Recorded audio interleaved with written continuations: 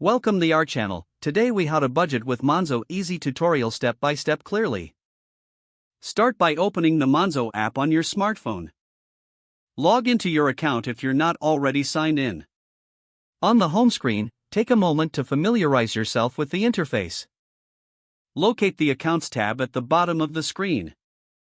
Tap on Accounts to view your current balance and recent transactions.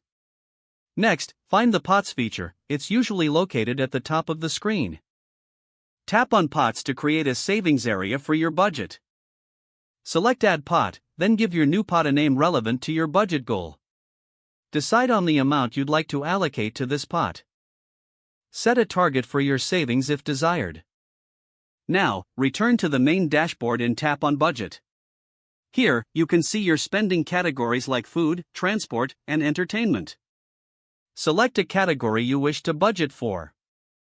Enter the maximum amount you plan to spend in that category for the month. Monzo will automatically track your expenses within this category. Check the summary section to see your overall spending versus your budget. Adjust your budget amounts as needed throughout the month.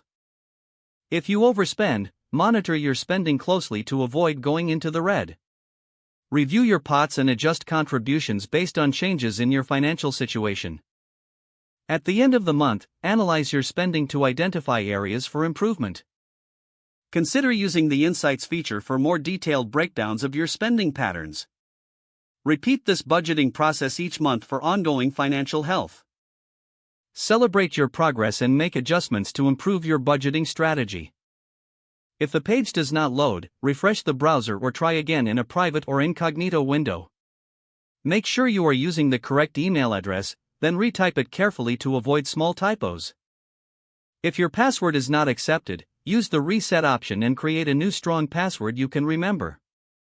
Check your spam folder for verification or security emails, then complete any requested confirmation steps.